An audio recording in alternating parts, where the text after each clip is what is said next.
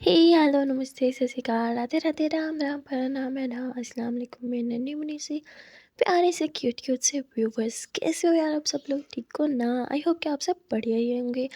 Guys आप लोगों ने तो देखा ही था मुस्कान एंड आदिया लव स्टोरी के अपनी फर्स्ट पार्ट में कि यहाँ आदिया को अब थोड़ी सी पर मुस्कान की चिंता होने लगती है। इसीलिए आदिया बिना कुछ सोचे समझे बस मुस्कान को टेक्स्ट कर देती है, जिसमें वो उससे पूछती है कि मुस्कान क्या तुमने खाना खाया? अब जब मुस्कान ये मैसेज देखती है तो वो थोड़ी हैरान होती है और कहती अरे ये आदिया मैम को क्या हो गया है, मुझसे खाने का क्यों पूछ रही हैं? क्या जवाब दूँ? ऑब्वियसली सच ही बोलना पड़ेगा। और फिर मुस्कान बोलती नो मैम अभी तो नहीं खाया, पर कोई बात नहीं मैं थोड़ी देर में खा लूँगी। जिस पे आदिया बोलती गुड खा लेना।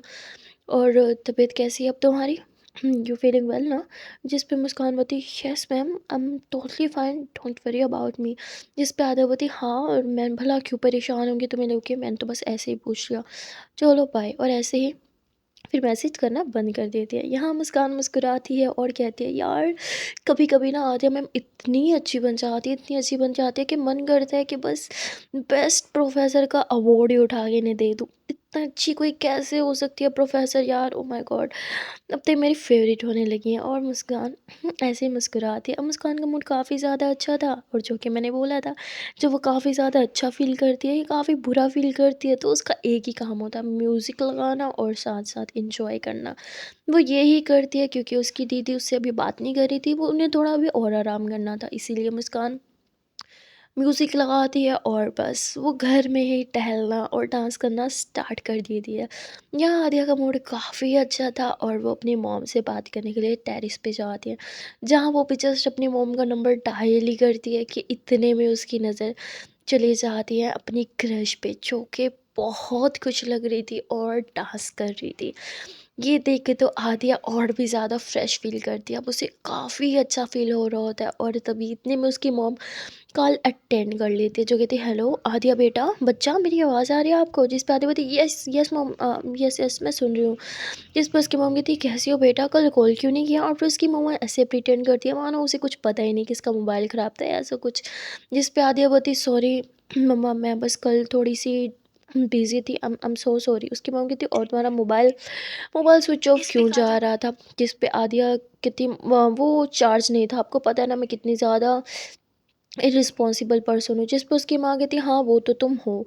अब जल्दी से मुझे बताओ घर कब आ रही हो? हम सब तुम्हें बहुत मिस कर रहे हैं। आदिया बोलती जिस दिन आप ये शादी वाली रट लेना छोड़ दोगे ना, मैं उसी दिन घर आ जाऊँगी और आपको ये बात अच्छे से पता है मॉम। तो उसकी मम्मा कहती ऐसा कभी नहीं होगा, तुम घर भी आओगे और तुम हमारी मर्ज़ी से शादी भी करूँगी।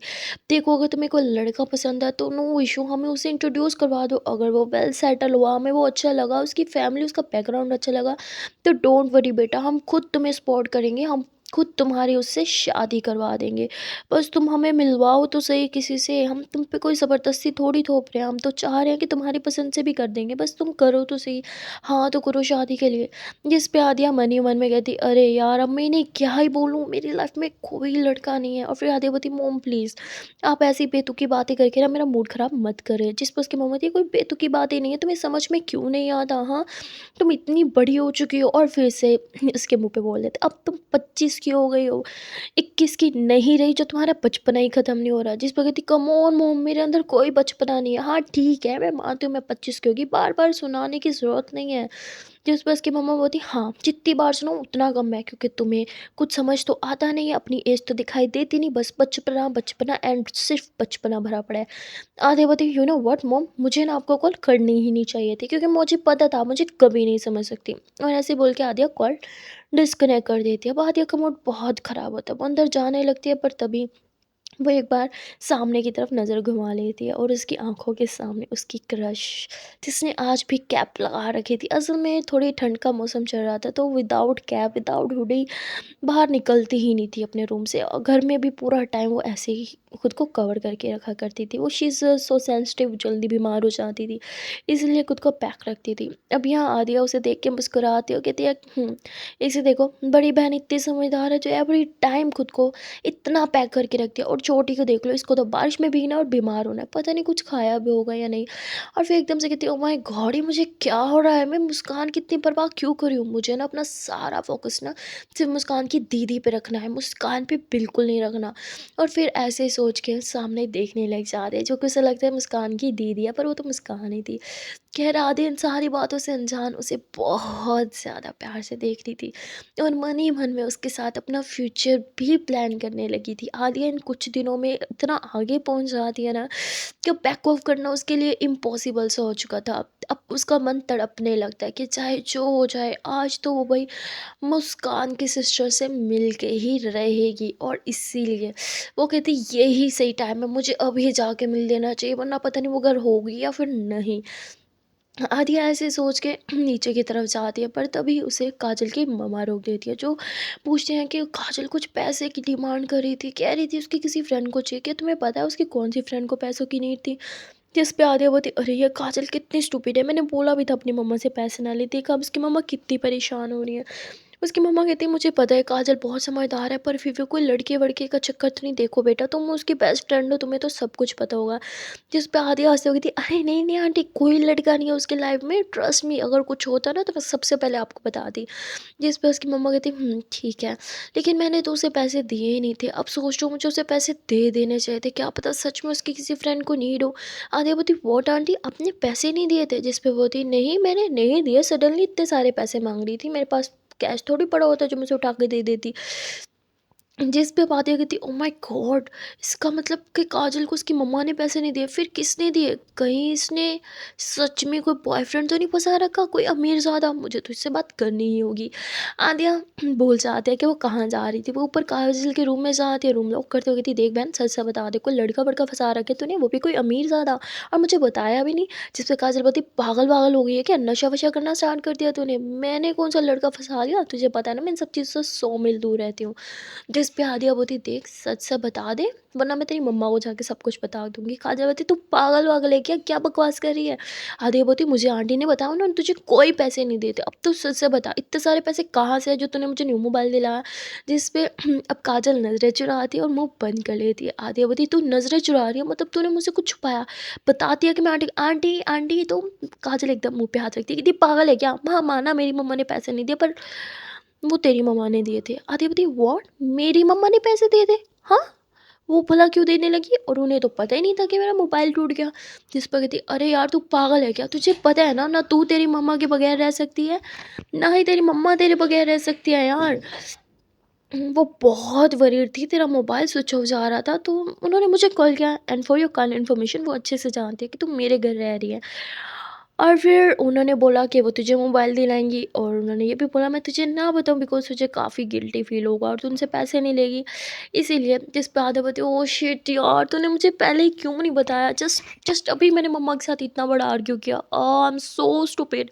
मेरी मम्मा से कितना प्यार करती है और मैं उतनी स्टूपिड हूँ, उतना उनका दिल दुखाती हूँ। जिस पे काजल बोलती है, हाँ यार वो तो है, तो स्टूपिड तो है। आधे बोलती, ओ माय गॉड, मुझे तो कोई शर्म के मारे डूब मरना चाहिए, मैं कहाँ जाऊँ, किधर अपना मुंह छुपाऊँ, मैं कितनी बड़ी स्टूपिड हूँ, मैंने मम्मा के साथ बहुत बदतमीजी करी है। जिस पे काजल बोलती, यार जब तुझे पता है मम्मा के साथ बदतमीजी करने के बाद तुझे इतना बुरा फील होता है तो तू करती ही क्यों है? आदिया बोलती, यार ट्रस्ट मी, मैं बिल्कुल भी मम्मा के साथ आर्ग्यू नहीं करना चाहती, पर वो भी तो मुझे समझे ना, मुझे कभी नहीं समझती हैं। जिस पे काजल बोलती, देख यार, अगर तू खुली किताब होती ना तो तेरी मम्मी तुझे समझ भी जाती, तू तो वो किताब है जो हमेशा बंद ही रहती है, कभी खुलती ही नहीं, तो वो तुझे कहाँ से समझेंगी? एटलीस्ट एक बार, जस्ट वंस ट्राई तो कर उन्हें अपनी आइडेंटिटी के बारे में बताने की।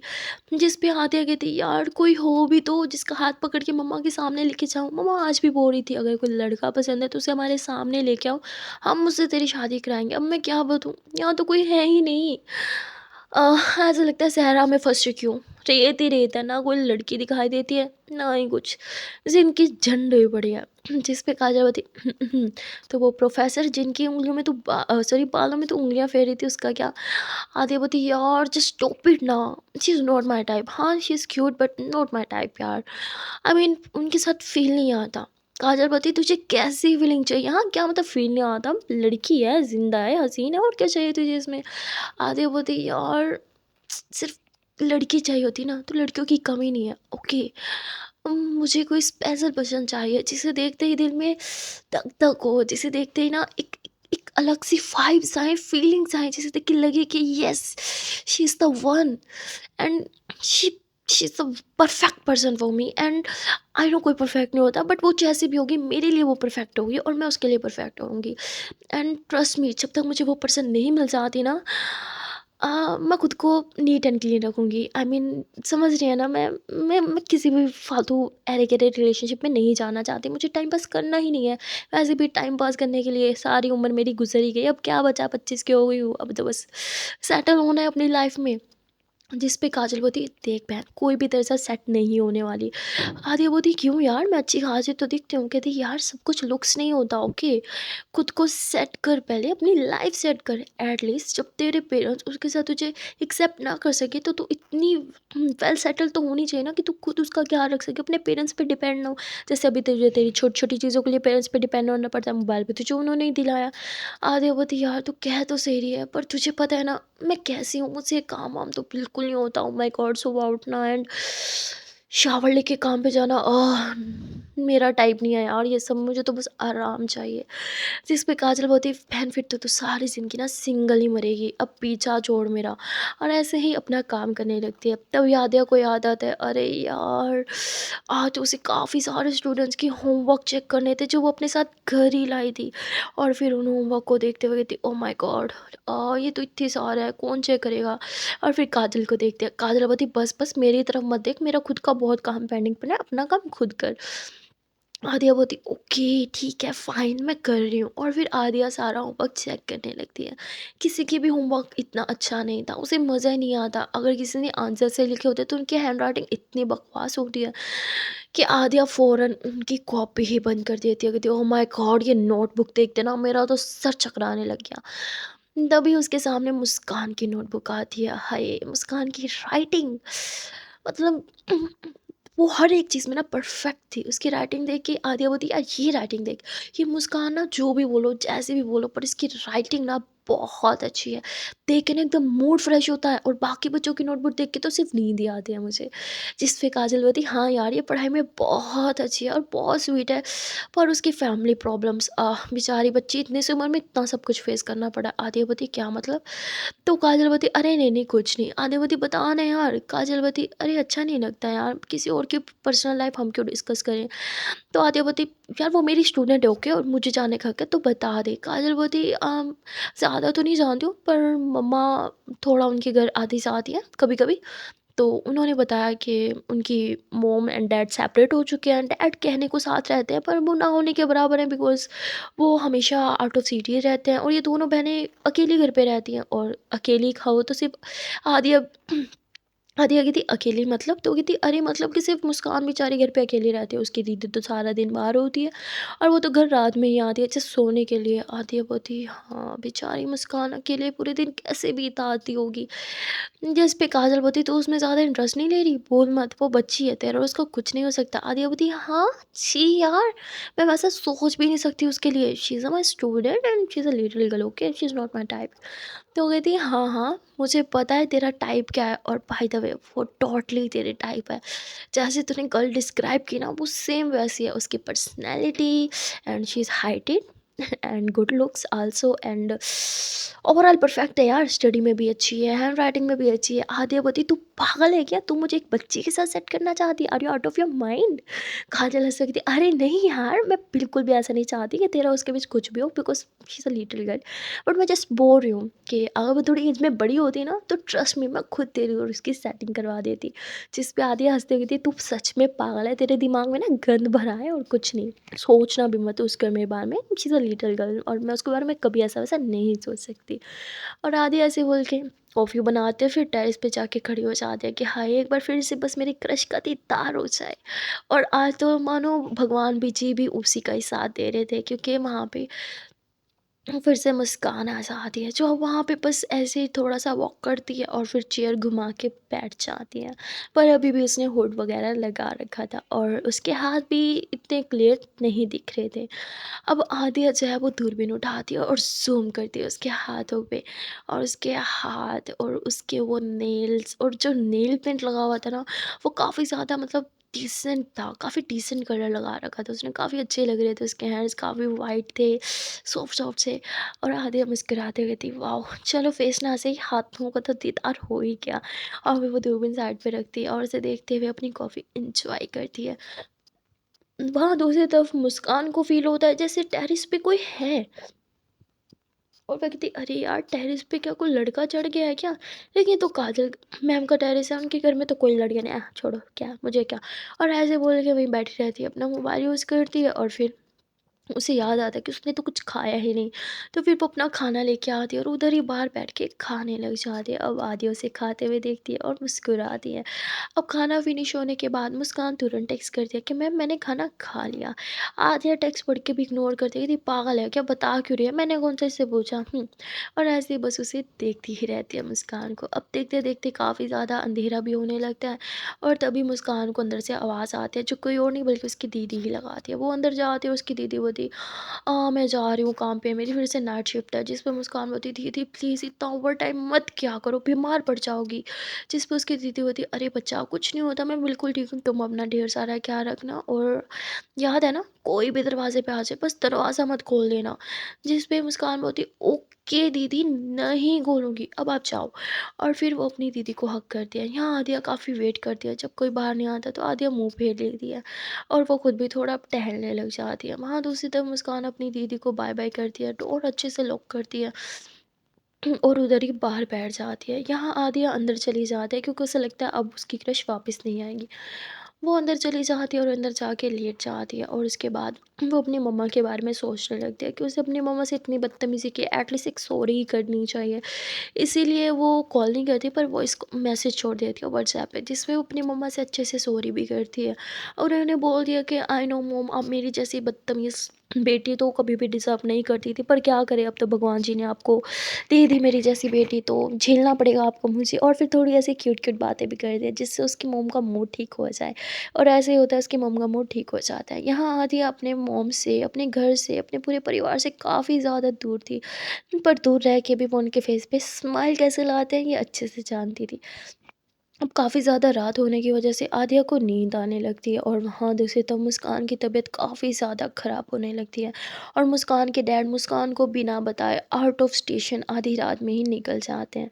अब यहाँ मुस्कान को लगता है कि उसकी दीदी तो घर नहीं है, पर उसके डैड तो होंगे। वो बोल भी नहीं पा रही थी, उसे काफ़ी तेज़ फीवर हो चुका था। वो जैसे तैसे काफ़ी ऊंचा हिम्मत करके चिल्लाती है कि पापा हेल्प, पापा हेल्प। और आज से चिल्लाती है, पर उसके पापा वहाँ होते तो सुनते ना। यहाँ मुस्कान को लगता है कि उसके डैड घर हैं पर उसे जानबूझ के इग्नोर कर रहे हैं। मुस्कान को बहुत बुरा फील होता है। पहले वो सोचती है कि कोई बात नहीं, आई विल बी फाइन, पर उसकी हालत जब बहुत ज़्यादा ख़राब होने लगती है तो वो अपनी दीदी को कॉल लगाने लगती है। पर रिसेंटली जो नंबर था ना जहाँ उसने टेक्स्ट किया था, उधर ही मतलब वो कॉल चली जाती है। जो कॉल जाके सीधा आदिया को लगती है। आदिया बोलती अरे ये इतनी रात को मुझे कॉल क्यों कर रही है। आदिया तुरंत कॉल रिसीव करते हो कहती हेलो क्या हुआ मुस्कान, आर यू ओके। मुस्कान नींद में सॉरी तबीयत मतलब बहुत ज़्यादा ख़राब थी, थोड़ी सी वो अनकॉन्शियस हुई तो कहती दीदी दीदी प्लीज़ कम होम ना, I am not feeling well. पापा पापा हेल्प नहीं कर रहे, प्लीज़ दीदी, I am not feeling well.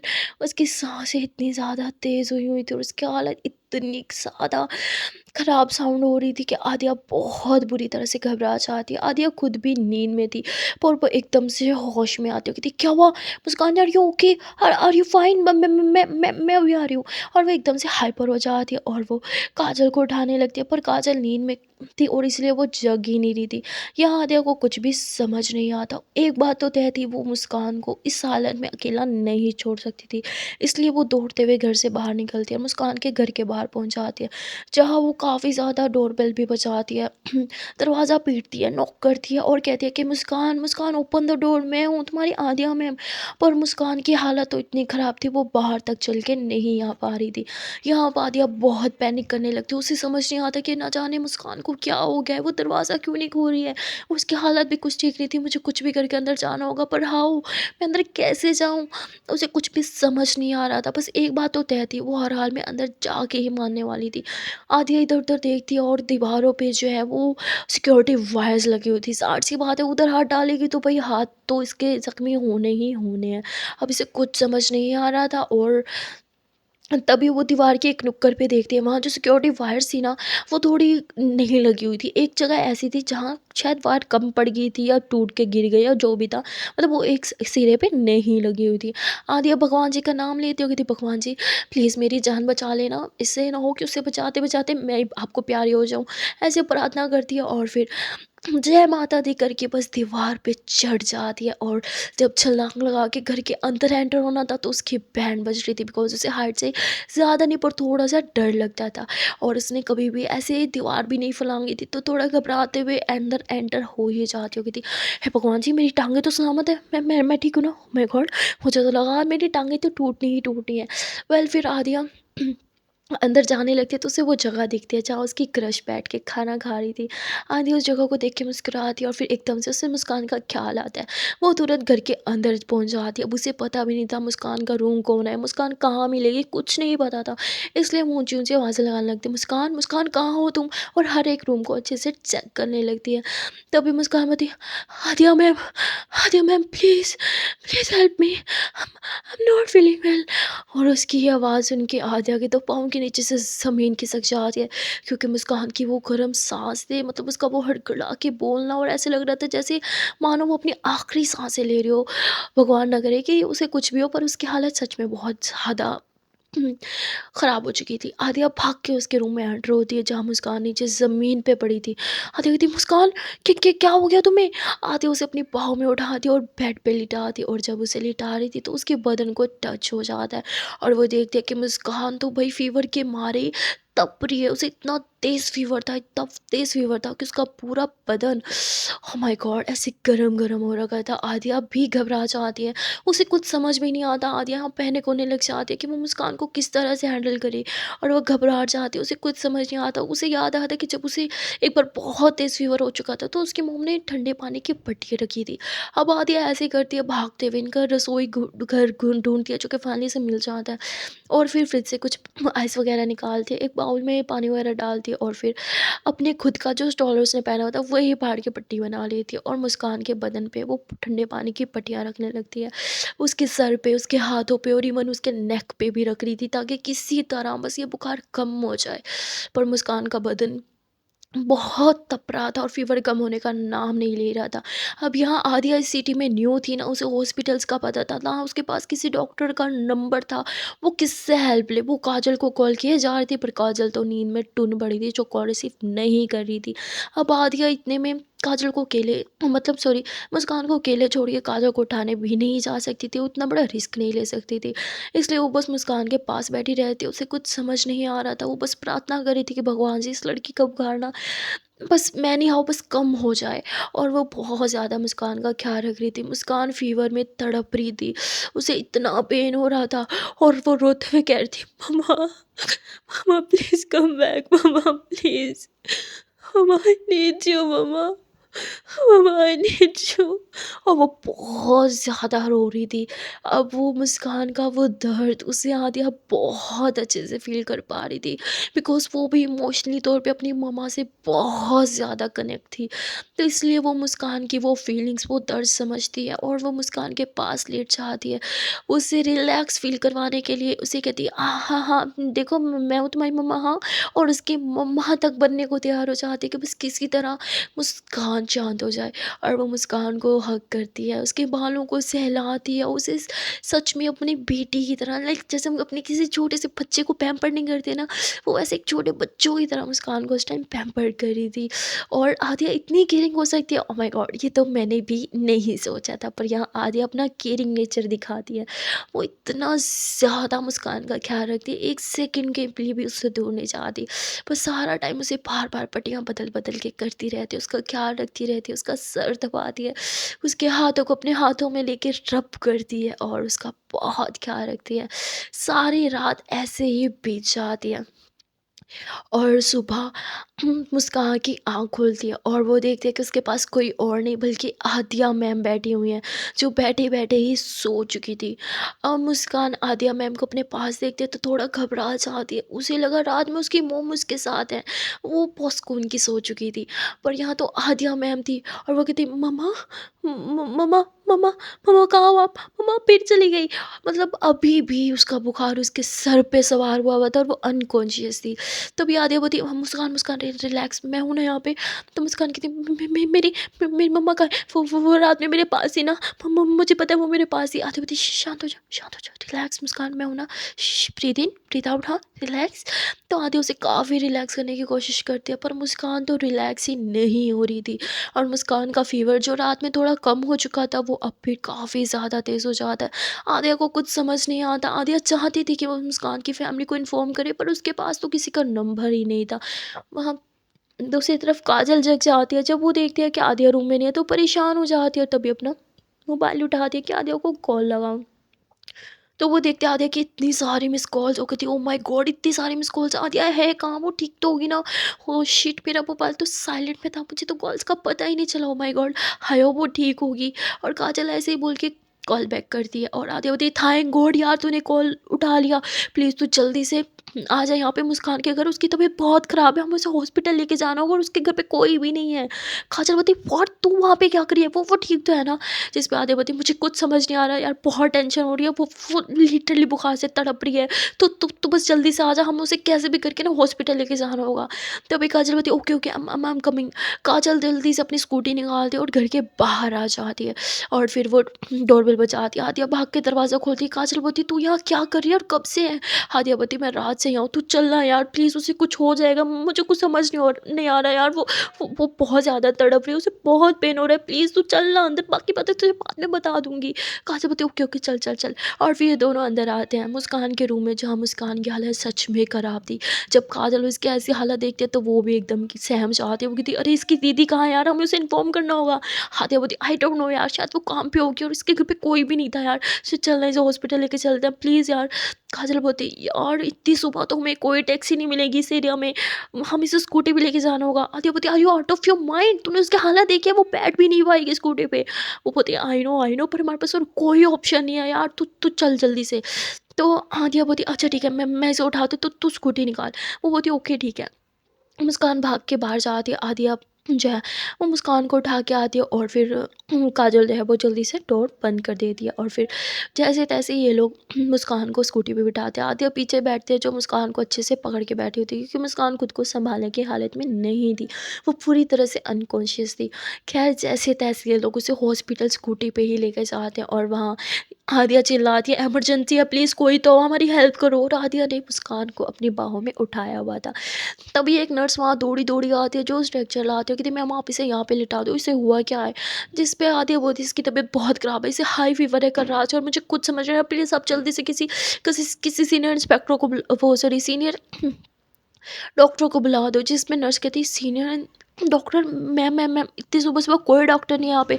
कोई बात नहीं है, मैं अच्छे से ट्रेन हूँ, आई कैन हैंडल दिस। तो वो कहती है अरे समझ में नहीं आ रहा, सारी रात मैं इसके सिर पे पट्टी रख रही थी, इसका बुखार थोड़ी देर के लिए भी कम नहीं हो रहा था। आपको लगता है आप इसे हैंडल कर पाओगे? आपसे नहीं होगा। प्लीज़ आप किसी सीनियर डॉक्टर को बुलाओ वरना मैं आप लोग के पूरे हॉस्पिटल पे केस कर दूँगी। इतना बड़ा हॉस्पिटल है क्यों खोल के रखा है जब यहाँ डॉक्टर ही नहीं बिठाने थे तो। तो बहुत ज़्यादा हाइपर होने लगती है। यहाँ काजल भी हैरान हो जाती है आदिया को इतना पैनिक करते हुए और मुस्कान की इतनी ज़्यादा केयर करते हुए। और वो आदिया को बोलती आदिया तू शांत हो जा, वो उसने बोला ना वो हैंडल कर लेगी। जिस पे आदिया बोलती यार तूने इसकी हालत नहीं देखी, मैंने देखी है ना, ट्रस्ट मी ये बिल्कुल ठीक नहीं है, हमें सच में इसे किसी अच्छे से डॉक्टर को दिखाना होगा, ये नर्स हैंडल नहीं कर पाएगी। तभी नर्स बोलती ओके मैम फाइन, मैं डॉक्टर को कॉल करके बुला रही हूँ। और फिर नर्स सीनियर डॉक्टर को कॉल करती है जिस पे सीनियर डॉक्टर जो है वो 15 मिनट के अंदर ही दौड़े दौड़े आता है क्योंकि उनका घर काफ़ी पास था।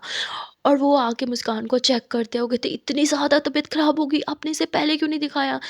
इस पे पट्टियाँ रखती ना बुखार कम हो जाता। आदिया बताती है सर मैंने पूरी रात इस पे पट्टियाँ रखी है, सिर्फ 1 घंटे के लिए इसका बुखार कम हुआ था और फिर से वैसा हो गया, मुझे कुछ समझ नहीं आ रहा और ये इतनी इतनी ज़्यादा अनकॉन्शियस हो गई है कि इसकी मॉम जो इसके पास नहीं है, इमेजिन करिए कि वो इनके पास है और मुझे समझ नहीं आ रही, बावलों जैसी हरकतें करी थी, प्लीज़ आप इसे अच्छे से चेक करो, ये ठीक तो होगी ना? तो बोलती है हाँ ये तो ठीक होगी लेकिन आपने डॉक्यूमेंट साइन किए? तो कहती कैसे डॉक्यूमेंट्स? जिस पे कहते हैं हमें इसे एडमिट करना होगा और इसका गार्डियन कौन है बोलो? जिस पे अब आद्या चुप हो जाती है क्योंकि वो तो इसकी गार्डियन थी ही नहीं और इसकी गार्डियन यहाँ पे उसकी सिस्टर ही बन सकती थी जो भी यहाँ पे नहीं थी। तो काजल तभी कवर अप करते हुए कहती मैं हूँ इसकी गार्डियन, हमारा एल्डर सिस्टर।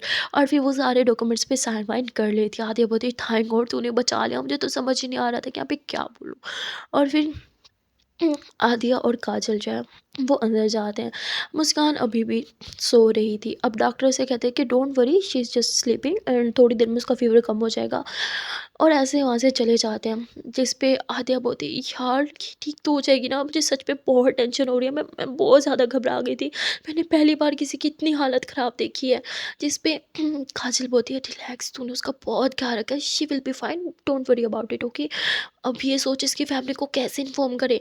आदित्य बोलती अरे तेरे तो पड़ोसन है ना, तेरे पास तो नंबर होगा, कॉल करना इसकी बहन को।